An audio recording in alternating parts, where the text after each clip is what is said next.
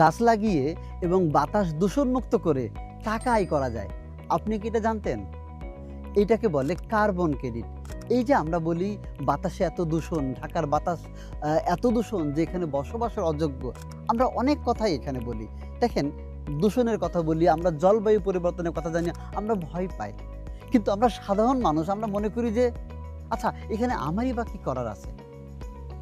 এটা তো বড়, বড় মানুষের ব্যাপার, বড়, বড় দেশের ব্যাপার, বড়, বড় সিদ্ধান্তের ব্যাপার বা রাষ্ট্রীয় সিদ্ধান্তের ব্যাপার।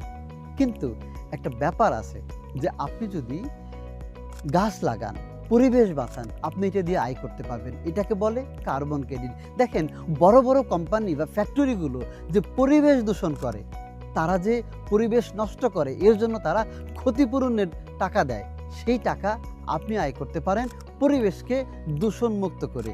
সেই চিন্তা থেকেই আমরা বগুড়া জেলার কাহালু থানার বাগুইল গ্রামে এই ৩০ বিঘা জায়গা জুড়ে আমরা যে সমন্বিত কৃষি খামার, একটা এগ্রো রিসোর্ট এবং মসজিদ আর হাফিজে ইতিমখানা মাদ্রাসা তৈরি করছি, এইখানে আমরা সেই পরিকল্পনা অনুসারে আমরা গাছ লাগাচ্ছি, আমরা ফরেস্ট বানানোর প্ল্যান করছি বিভিন্নভাবে।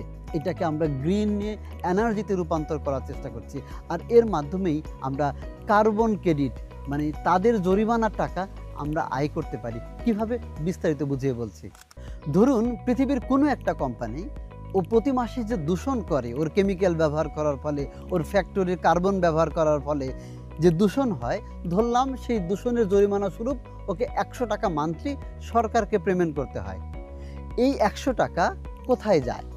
যেসব প্রতিষ্ঠান আবার গ্রিন নিয়ে কাজ করে, গাছ লাগায় বা গ্রিন এনার্জি উৎপাদন করে, আমরা যেমন আমাদের প্রজেক্টের মধ্যে গাছ লাগাচ্ছি, আমরা বায়োগ্যাস উৎপাদন করছি, আমরা সোলার ব্যবহার করছি, যে আমরা এই যে পরিবেশ দূষণ কমাচ্ছি, আমরা যত টাকা দূষণ কমাচ্ছি ওই টাকা আমরা তাদের থেকে পেতে পারি।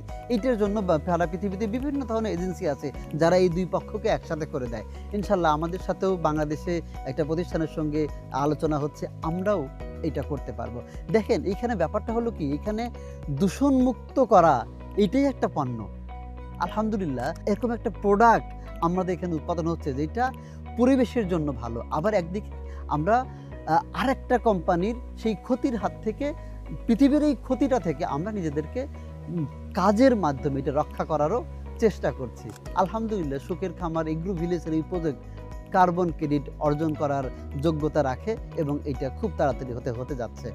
আর যারা সুখের খামার এগ্রো ভিলেজ সম্পর্কে আরও জানতে চান, তাদের বলবো আমাদের কমেন্ট করেন, ইনবক্স করেন, হোয়াটসঅ্যাপ বা ইমোতে যোগাযোগ করেন, আমি আপনাদের সাথে কথা বলবো। Thank you. আসসালামু আলাইকুম।